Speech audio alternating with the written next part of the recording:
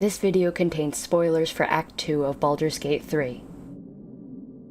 In Baldur's Gate 3, the mark of entering Act 2 is your first step into the Shadow-Cursed lands. This is a land so dark, so cursed, that it is actively hostile to your bodies.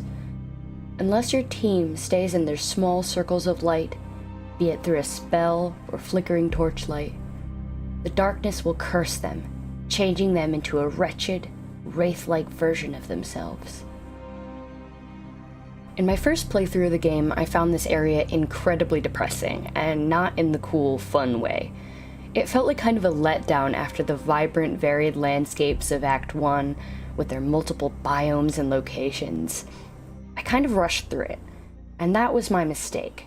For in that land of endless shadow, there is a single point of light that has me captivated, like a moth, drawn in, always returning back to it.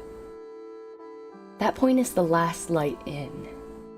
Let's back up though, because we need some context. No day, no night. It's as though time itself has abandoned this place. In the Shadow-Cursed lands, darkness hangs heavy on everything. That's not just meant as an expression. The shadows are literally present, visible, and suffocating the land. The trees have grown twisted, the plants have gone rotten, the land itself has literally shattered. Gale's party banter describes it as a darkness pulling at the strands of the weave. As you progress through these lands, you'll gain snippets of its history, and it's a truly beautiful story. I don't want to spoil most of it here because I really think you should experience it. When you take your first few steps into the Shadow-Cursed lands, you find out one way or another that light is your friend. Your party huddles close together and moves forward with caution. You find journal entries. Deep darkness. Flames are instantly doused. The wound stings. Flesh is turning black with corruption. The shadows are growing stronger. They are spreading. I need to return to light. The wood will not burn. I can barely see the page. I am surrounded. Depending on which way you go, one of your first interactions is likely running into an unfortunate group of harpers who are attacked by shadows, and one of their own, who is turned hostile and monstrous by the effects of the shadow curse. Assuming you help them out, they'll invite you back to their base camp, a place where shadow does not touch. They lead you then to the Last Light Inn. The Last Light Inn is the only haven of safety in the Shadow-Cursed lands. It's currently being held by a group of harpers, a legendary group who attempt to keep the balance across Faerun, and Flaming Fists, who are part of Baldur's Gate's military. Assuming you're not a party of pro-absolute evils, you'll likely be offered refuge by the harpers, and invited inside. There, you'll also find some of your friends from Act 1 if you manage to save them, the tieflings from the Emerald Grove. The Last Light Inn is only safe from the Shadow Curse because it's protected by a bubble of glowing Selûnite magic, maintained constantly by the cleric Isabel. This bubble is constantly being barraged by shadows, seeking any possible way to get in. You can literally see them endlessly pounding against the barrier once your party's light moves far enough away. You quickly see that maintaining this protection is an immense effort for Isabel, as in your first interaction with her, she suffers a coughing fit directly after finishing her maintenance spell. Because you've been accepted by the Harper's shrewd leader, Jera, Isabel grants your party a blessing that will allow you to move through the Shadow Curse unscathed. Almost immediately after this interaction, however, the inn is attacked by winged horrors, servants of the Absolute. If Isabel falls, everyone in the inn is lost. The barrier will dissolve, then break, allowing the shadows in. Once they are inside, the shadows will consume everyone immediately. Some are killed instantly. Everyone's favorite bard, Alfira, the children, the cat, His Majesty. This is probably a merciful end. The rest of the inn's occupants are not so lucky, transformed into shadow-cursed undead, forever serving the shadow in death. If your party ends up here, solely protected by the spell Isabel had just placed on you, you will need to fight every person who was once your ally, maybe even your friend, to survive. Most parties will choose to save Isabel, and the inn will be safe. The Harpers, the Flaming Fists, the Tiefling Friends, or at least most of them. And of course, His Majesty. Watching the tragedy of the inn's demise has stuck with me ever since. I wondered why. Was it because I was sad for the characters who died? Sure, that's part of it.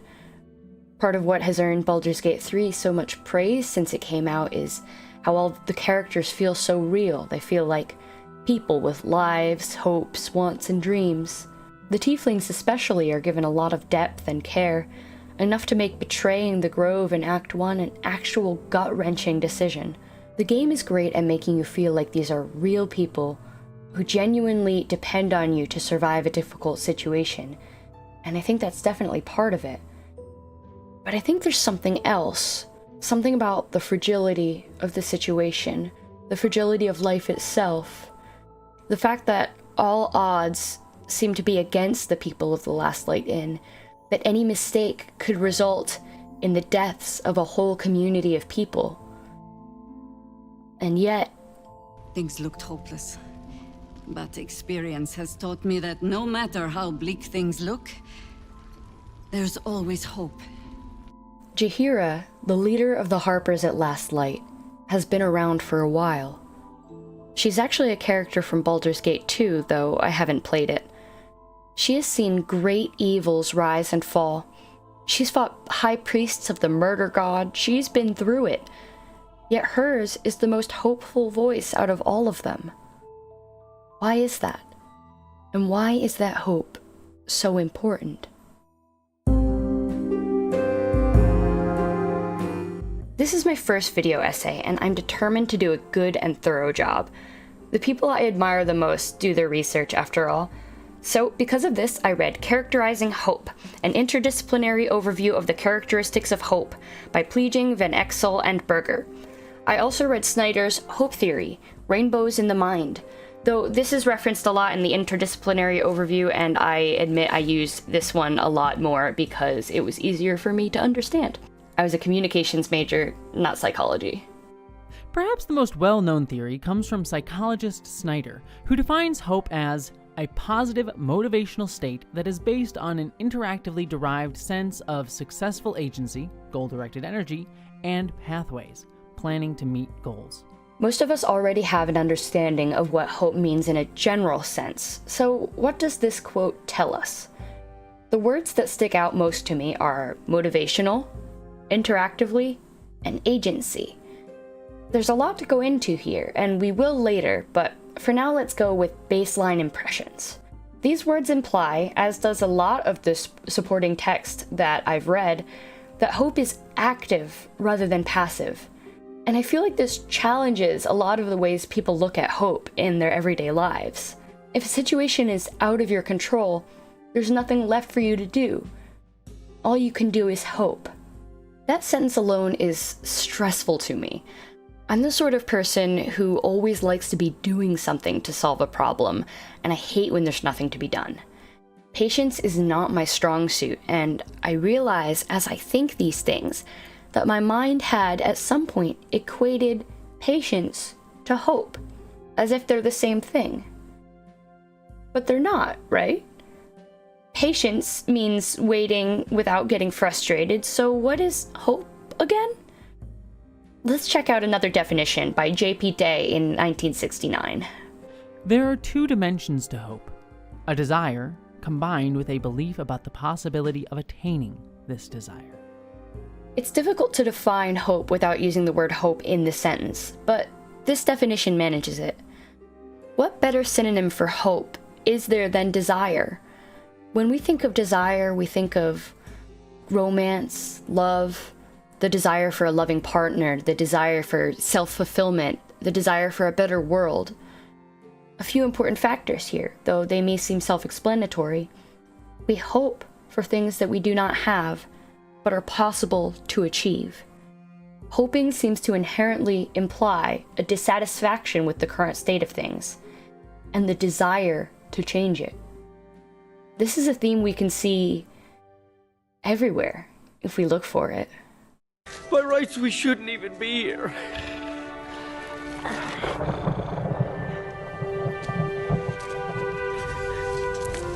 But we are. Sometimes life is like this dark tunnel. You can't always see the light at the end of the tunnel, but if you just keep moving, you will come to a better place. To the world we dream about, and the one we live in now. So this understanding of hope is all well and good, but some of the critics of these definitions point out that these theories can be rather individualistic, focusing too much on personal control and agency and too little on trust. Because it's not just about one person, right? It almost never is. Each person and their hopes and desires don't exist in a vacuum. You exist in the context of all in which you live and what came before you. So let's talk about when things get dire, we turn to each other. We turn to our communities, families, and friends for support, both material and emotional. People need each other.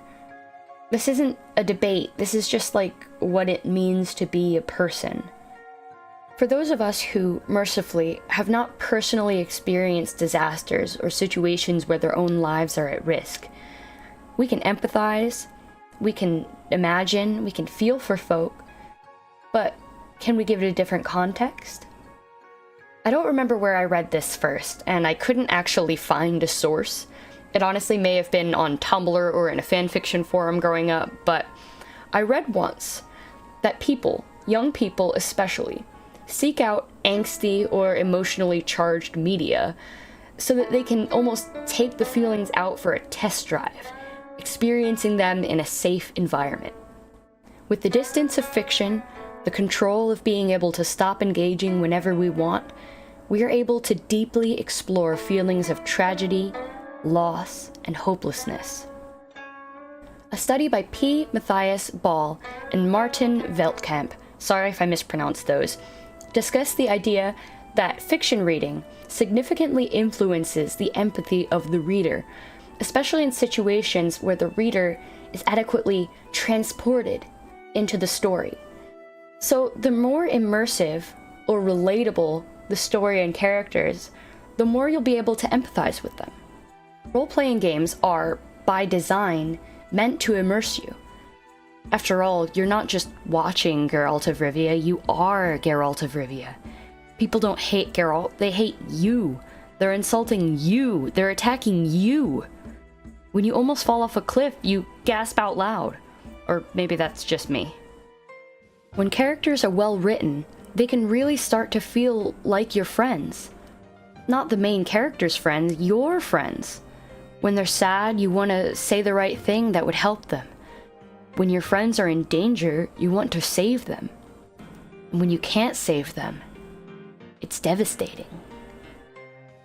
And when all seems at its absolute worst, people all over are succumbing to apathy and a massive, unbeatable god has told you that the world is ending and there's nothing you can do to stop it, and your friends stand back up and say, "We're gonna fight anyway. Even if there's no hope, we're gonna fight for each other." Like, is it the most anime shit ever? Yes, of course it is, but it's also raw and real and powerful.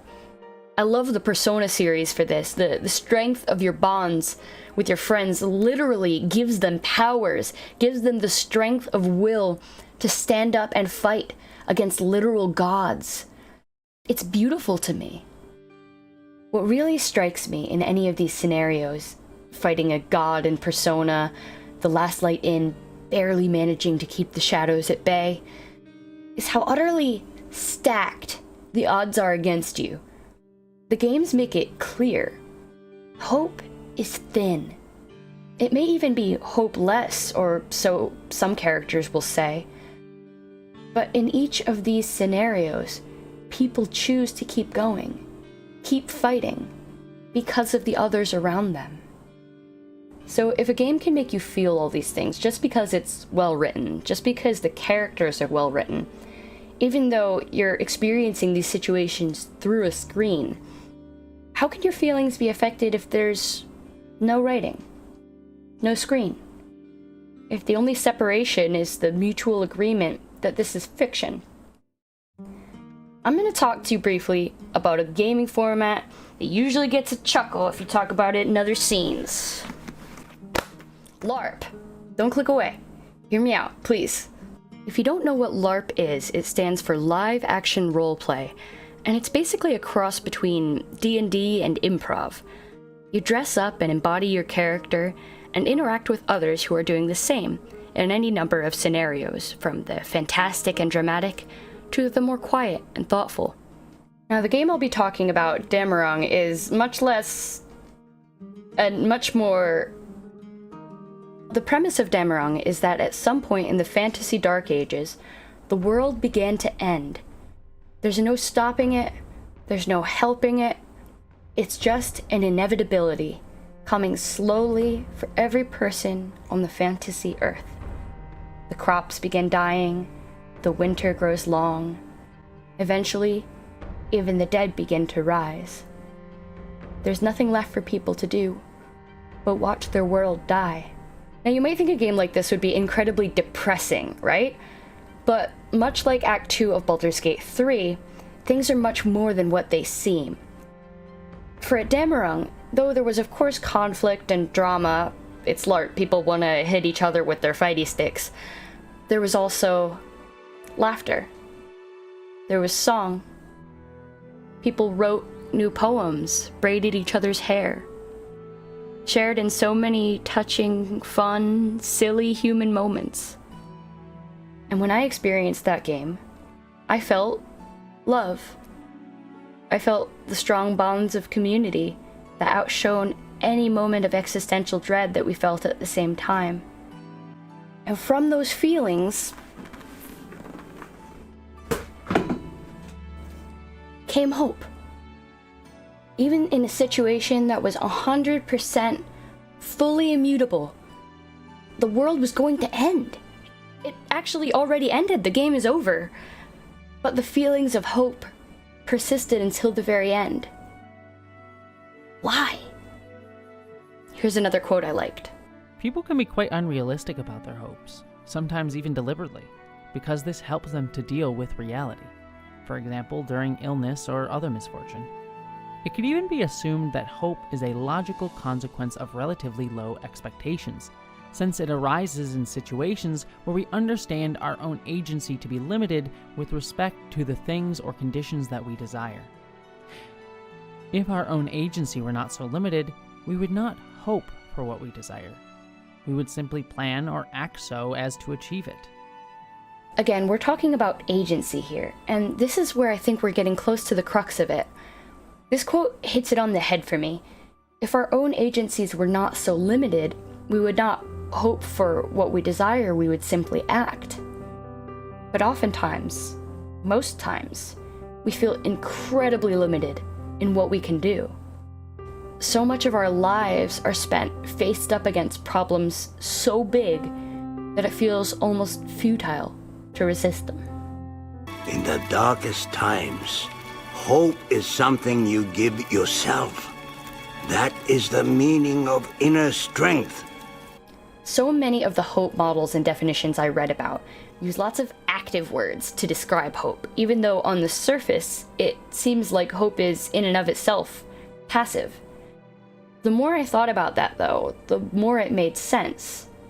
Another component of hope that is often mentioned is its motivational force. Some thinkers state that hope is fundamentally active, since it involves thinking about possible pathways to achieving one's goals and how to sustain this action. Others stress that hope can, and sometimes even should, be quite passive. the things we hope for are uncertain and not always within our control, so it is sometimes wiser to adopt a stance of humility and wait and see. However, most theories state that although hope is not necessarily active, it does imply a readiness to act. Journey with me really quickly as we think about the hero's journey. By the time we get to the abyss or the ordeal, the hero has faced every type of adversity, every type of turmoil, and they are now at rock bottom. They feel as if they have been defeated. They feel as if all hope has left them. There's no point in trying anymore. What happens next? Something gives the hero hope again. The thought of a parent back home, the thought of the friends and mentors that worked so hard, maybe even died to help the hero get where they are, the thought of their partner who loves them, the thought of a better future, the thought that even if they don't survive, at least they will have fought until the very end. And something in that makes the hero choose to hope. And I think that choice alone has meaning. It can be stressed that hope usually does not come and go without our conscious deliberation. Contrary to strong psychological emotions such as fear, which can be processed rather unconsciously, it could be said that hope virtually always requires at least some conscious cognitive activity, such as creativity and flexibility in dealing with the information at hand. This quote is one of my favorites of the bunch. Hoping is something we have to choose to do, not something that just happens. If the outcome seemed easy to achieve, we wouldn't be hoping for it in the first place. But I think that hope gives us agency in situations where we feel we have none, because hoping is a thing we literally have to decide to do. In Baldur's Gate 3, your companion's opinions as to whether you can actually succeed, defeat the big bad, and survive the ordeal, it's largely dependent on your personal relationships with them. I don't think that's an accident. Hope, friendship, and agency are some of the most important themes in Baldur's Gate 3. The idea that through your bonds with others, you can motivate each other to choose to live, to shake off the trauma and bindings of the past, some more literal than others, to believe that the future is something that you can save and that it's worth saving. One of the most beautiful moments in the game for me is when you free the Night Song, the immortal being whose captivity is part of the reason the land remains cursed. Once freed, she flies resplendent high above the Shadowlands, looking down at the cursed land below. This place was once her home, and you can see it on her face how it disgusts her the way the curse has twisted the land. She streaks through the darkened sky, light raining down from her, driving back some of the worst of the shadows just by her presence. And we cut to Jera watching. She smiles and looks to her swords, and the music swells. It's time to fight. It's time to choose to hope.